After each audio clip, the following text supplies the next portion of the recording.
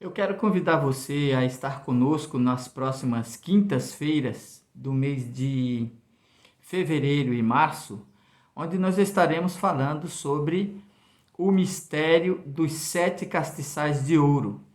Eu considero que o apóstolo Paulo foi ele que Deus usou o apóstolo Paulo, né? Jesus Cristo usou o apóstolo Paulo para lançar as bases da igreja, né? O fundamento da igreja, que é Jesus Cristo. E são nas cartas do Novo Testamento que a gente encontra, no ensino, principalmente do apóstolo Paulo, a visão do que é a igreja de Cristo. Só que na visão do apóstolo, nas partes onde o apóstolo Paulo nos fala a respeito desse assunto, ele sempre trata a igreja como a noiva de Cristo, como a eleita de Deus. Quer dizer, ele trata a igreja como, mais precisamente, como daquele povo escolhido pelo Senhor, aqueles que vão ser salvos, aqueles que vão para o céu. Então, nas cartas que encontramos no Novo Testamento, a gente percebe o caráter universal da igreja de Jesus Cristo. Quer dizer, ela é uma única igreja, formada de homens e mulheres de todas as tribos, povos, línguas e nações. Porém, muita gente não compreende o mistério da igreja. Há um mistério na igreja. E as pessoas são tão mal informadas e tão inimigas do estudo da palavra de Deus e tão ignorantes da Bíblia, que muitas pessoas se levantam inadvertidamente contra a igreja, lutando contra a igreja, contra os princípios que fazem da igreja uma instituição divina, e às vezes elas estão ali combatendo contra Jesus Cristo, combatendo contra Cristo, contra o próprio Jesus, quando elas combatem a igreja. Porque o fato de haver corrupção no meio da igreja não quer dizer que ela seja uma instituição falida. Falidos são os homens, falidos são as pessoas que se agregam a esses que lutam contra a igreja para tentar destruí-la e desacreditá-la. Mas a igreja de Jesus Cristo é vencedora, a igreja universal. Ela é feita de homens e mulheres de todas as tribos, povos, línguas e nações. Só que essa igreja universal, ela não se reúne, ela não tem como fazer, como colocar em prática os ensinos de Jesus Cristo, ela não tem como colocar em prática os rituais dessa igreja, como por exemplo assim, as instituições dessa igreja, que é o batismo, a ceia do Senhor, a comunhão dos santos, enfim, essa igreja organizada, a igreja como uma organização, ela é uma igreja, como é que se diz assim, local, aquela igreja, aquele prédio onde as pessoas vão e se juntam para fazer valer todo o ensino do Novo Testamento a respeito da igreja de Jesus Cristo. Então, eu considero as 7 cartas, as 7 igrejas da Ásia, que Jesus Cristo mandou essas cartas. Eu quero que você compreenda que as cartas que o Senhor Jesus mandou a essas igrejas, não foi o apóstolo João que mandou essas cartas.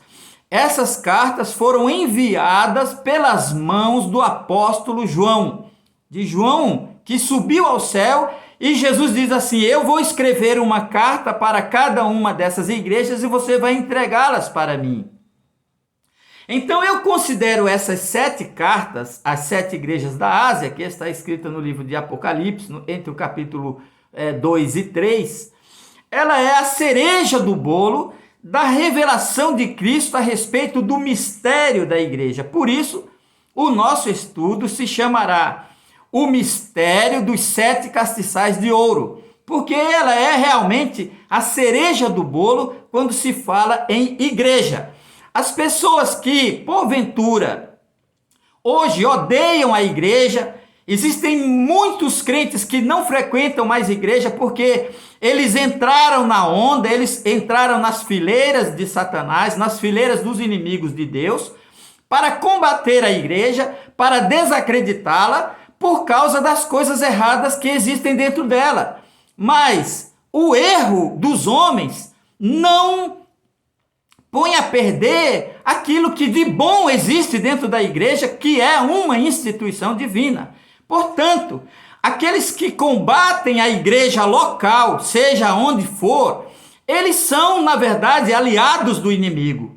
Porque eu passei 40 anos dentro da Igreja Evangélica Assembleia de Deus, como um bom cristão, contribuindo, trabalhando, lutando, apesar de todas as coisas ruins que existiam dentro dela. Mas eu sempre me coloquei ao lado dos pastores dizendo: eu estou aqui para lutar pela Igreja de Jesus Cristo. Eu estou aqui porque o meu objetivo é salvar as pessoas, é pregar o Evangelho e cumprir o meu ministério dentro da igreja. Foi isso? Sempre foi a minha ideia, foi essa. Então, mas eu nunca lutei contra a igreja. Lutei contra o erro, lutei contra as falsas doutrinas, lutei contra o pecado, lutei contra tudo aquilo que era um mal dentro da igreja, mas nunca lutei contra a igreja. Lutei por ela e não contra ela.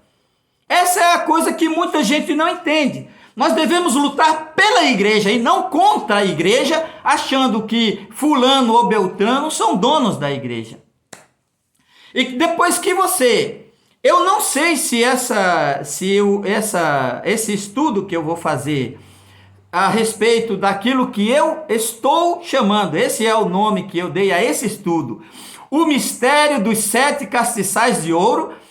Se eu não gosto de fazer essas programações muito longas, mas é um momento muito importante e esclarecedor para que as pessoas compreendam o que é a Igreja de Cristo. A igreja é a Igreja de Jesus Cristo, Filho de Deus, que ele comprou com o seu próprio sangue. E essa igreja, ela é representada pelas comunidades locais espalhadas pelo mundo inteiro.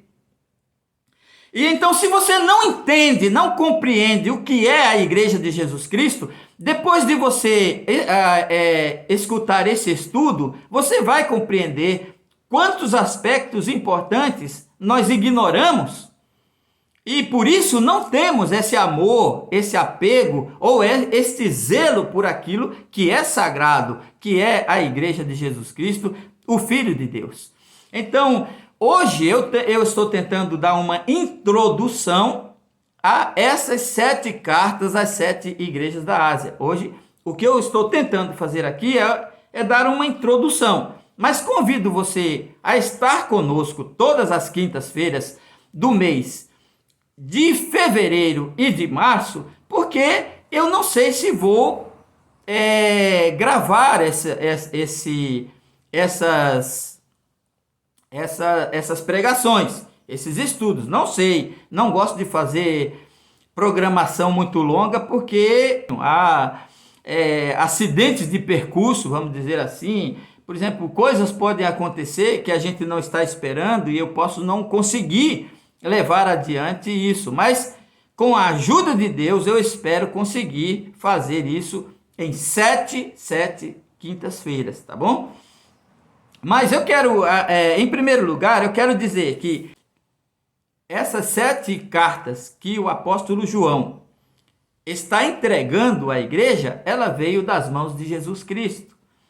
Ele escreveu, ele disse assim: eu vou escrever uma carta para 7 igrejas, uma para cada uma, e você vai entregar essas cartas para mim.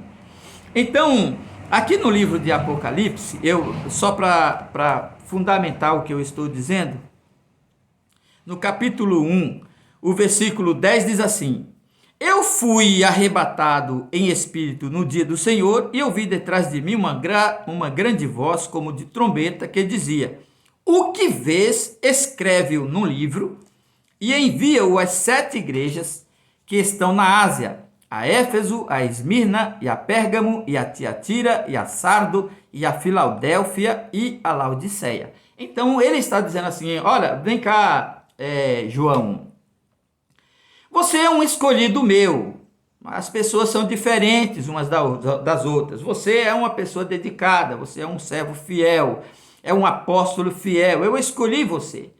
Agora eu quero que você leve essa carta e entregue a cada uma dessas igrejas.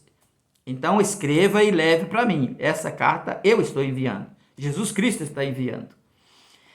Eu quero, nessa introdução, dizer para você o seguinte: existem várias interpretações a respeito dessas 7 cartas. Se você é um estudante da Bíblia, você não vai ignorar o que eu estou falando, nem apontar as orelhas assim que nem um cão para tentar brigar comigo, para desfazer o que eu estou dizendo. Eu entendo que essas 7 cartas, elas têm uma interpretação histórica, né? Ela tem uma interpretação histórica.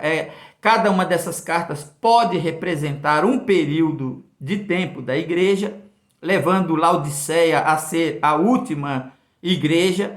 Ela tem o sentido literal, quer dizer, ela foi entregue àquelas igrejas naquela época, porque daquelas igrejas naquela época estavam passando por aquelas situações. E tem também a questão teológica, que ela é uma igreja, elas são cartas representativas para todos os tempos. Elas são cada uma daquelas cartas, elas são entregues a nós hoje, como foi da vontade de Deus. Por quê? Porque naquele tempo, o que estava acontecendo naquelas igrejas é o que aconteceria, né? Com o passar dos anos, com o passar do tempo, as igrejas enfrentariam problemas semelhantes àquele, e essas cartas serviriam de um referencial para os pastores, para os próprios crentes entenderem como agir e como Deus vê as coisas. Mas uma das coisas principais que eu quero destacar nesta introdução a esse estudo, uma coisa que eu quero destacar para você é o seguinte: é um pensamento meu, que diz assim: quando Jesus, aquelas 7 igrejas da Ásia, você sabe que a igreja de Jesus Cristo é uma só, ela é uma igreja universal, né? São povos escolhidos de todas as tribos, línguas e nações. E eles foram escolhidos, eles estão escritos no livro da vida do Cordeiro desde a fundação do mundo. Essas pessoas são as pessoas que Deus escolheu salvar. Essa é a igreja de Cristo, a noiva imaculada do Cordeiro, incontaminada, e que se casará com Jesus Cristo para sempre. Essa é a igreja de Cristo, só ele conhece. Agora, quando ele diz assim, escreve as igrejas, as 7 igrejas, ele está tratando cada uma igreja como uma igreja. Então vamos entender, né, no nosso estudo, a gente pode começar dizendo para você que essas igrejas são como se fossem denominações, né? Porque cada igreja era uma igreja independente. Jesus tem uma igreja só, mas as 7 igrejas ele chamou de igreja: a igreja que está em Tiatira, a igreja que está em Éfeso, a igreja que está em Filadélfia, a igreja que está em Sardo. Então ele considerou cada uma igreja. Quando ele diz assim, isso diz aquilo que tem as 7 estrelas na mão. As estrelas representavam os líderes dessa igreja, representavam os pastores da igreja. Olha bem o que eu estou te dizendo. Nas mãos de Deus estão os líderes da igreja, estão os pastores da igreja, os fundadores de cada igreja, de cada ministério, como Paulo fundou, outro fundou, foi lá o Barnabé fundou ministérios, né? Eles fizeram aquilo pela vontade de Deus. Não é qualquer pessoa que pode fazer isso. Aliás, qualquer pessoa pode fazer. Porém, o Senhor considera a igreja aquela que ele plantou, aquilo que ele fez, aquilo que ele chamou, né? Não vamos esquecer que a vida inteira aprendemos pela palavra de Deus que isso não depende de quem quer. Ninguém pode tomar para si essa honra senão aquele que é chamado por Deus, como foi Arão. Então são pessoas chamadas, escolhidas, vocacionadas por Deus para fundar esses ministérios. O resto é invenção de cada um faz o que quer. Uma igreja, e eu considerava sempre isso, que antigamente, quando existiam poucos ministérios, eu sempre vi muitos pastores dizer, igrejola, chamava as outras igrejas de igrejola. E eu, muito jovem, e sempre estudando a Bíblia, não concordava com aquilo. Por que igrejola? O que faz de uma igreja autêntica? É o tamanho dela? É porque ela é uma igreja grande? É porque ela é uma igreja pequena? É porque ela é uma igreja antiga? É porque ela é uma igreja nova? Ah, não, então a igreja de verdade, aqui é rica e aqui é pobre, não é? Nós vamos ver aqui nas 7 cartas que Laodiceia era uma igreja rica, enquanto que Esmirna era uma igreja pobre. E pobre que eu estou falando é financeiramente, não tinha dinheiro. E Jesus disse para Esmirna, eu conheço a tua pobreza material, pobreza financeira, mas tu és rico espiritualmente. E dizia para Laodiceia, eu conheço, tu dizes que é rico financeiramente, tem muito dinheiro, tem muitos recursos, mas tu és pobre, cego, nu e miserável. Quer dizer, era uma igreja rica materialmente, financeiramente, mas pobre espiritualmente. Então, não é o tamanho da igreja, não é se ela é antiga, se ela é nova, não é uma igreja que tem uma convenção, porque igreja nenhuma precisa necessariamente de convenção para que vire briga de homens corruptos para corromper a igreja. Uma igreja ela tem que ser independente, ela deve depender das decisões dos seus próprios membros, daqueles que estão dentro dela, que trabalham dentro dela. É isso daí. Uma convenção, ela é apenas uma forma da pessoa ter uma referência de dizer, bom, eu não estou sozinho. Mas muitas convenções hoje em dia só servem para corromper ainda mais a igreja, fazendo pastores aqueles que não têm chamada, homens que não sabem sequer cantar o hino da harpa cristã. Um homem que não tem a vocação divina não pode ser pastor, de maneira que há uma ignorância muito grande a respeito dessas coisas. Então, se nós fizéssemos uma comparação simplória, muito simples, desse mandado de Cristo, da igreja, dessa forma de Jesus enviar uma igreja, vamos supor, eu com a minha simplicidade, dizer para você, tentar fazer você entender, tá? É como se Jesus pegasse a igreja que ele escreveu para Éfeso e usasse o nome de uma igreja, dizendo assim, olha, ao anjo que está na igreja Assembleia de Deus, escreve, eu sei as tuas obras, né? Que trabalhasse, que sofresse pelo meu nome, que não pode sofrer os maus e tudo mais. Tenho, porém, contra ti que deixasse o teu primeiro amor. Aí, no caso, ele está falando com uma denominação. Deixasse o teu primeiro amor. Porque uma igreja só não poderia ter todos os problemas que as 7 igrejas tinham. Cada igreja tinha um problema diferente. Assim, tu deixasse o teu primeiro amor. Quer dizer, onde está o fervor inicial? Onde está o fervor inicial? A pregação, o fervor, você deixou o primeiro amor. Então é como se ele estivesse direcionando essa igreja para lá. Não é dessa maneira que eu vou fazer o estudo. Eu estou dizendo que quando Jesus escreveu para aquelas igrejas, elas eram igrejas independentes, eram ministérios independentes, eram como se fossem denominações, porque eram igrejas. Então não pare de essa tolice de chamar de igrejola, de achar que igreja é igreja grande, é igreja que tem convenção. Não se trata disso. Cada igreja era independente. Aí vamos dar outro exemplo. É como se ela pegasse uma igreja pequena por aí e dissesse assim a Esmirna, ao anjo da igreja, Jesus Cristo é o Senhor, diz o seguinte...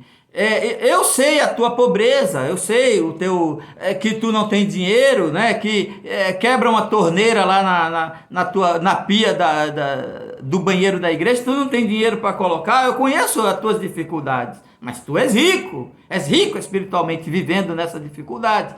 Então é assim como o Senhor faz. Ou então ele pegasse a igreja de Laodiceia e falasse para uma dessas igrejas, Igreja Universal, Igreja Internacional, Igreja Mundial, e dissesse assim: eu conheço as tuas obras, eu sei as tuas obras, né? Eu sei as tuas obras, que tu dizes, rico sou, estou enriquecido e de nada tenho falta. E não sabes que tu és pobre, cego, miserável, nu e tudo mais. Ele está falando para essas igrejas. Igrejas que têm muito dinheiro, têm catedrais, têm isso, tudo mais, mas são mortas, não tem nada, são miseravelmente, não tem Bíblia, não tem nada, não tem absolutamente nada, não tem doutrina, não tem a graça de Deus, não tem nada. É miserável, cego, pobre e nu, só tem o dinheiro e o nome de igreja e mais nada. A igreja da Deus é Amor diz: tu tem nome que vive, mas estás morto, porque antigamente era uma coisa, agora você está morto, agora só sobrou só o nome. É assim. Então aquelas igrejas são igrejas independentes, denominações. Ou como se ele dissesse, vamos dar um último exemplo aí, a uma igreja que guarda o sábado, né? São várias. Diz assim: olha, a igreja que guarda o sábado diz assim: eu sei as tuas obras. E aqueles que dizem são judeus e não são, mas mentem, e tu os colocaram à prova, tudo mais. Veja que Jesus fala de coisas que são doutrinárias.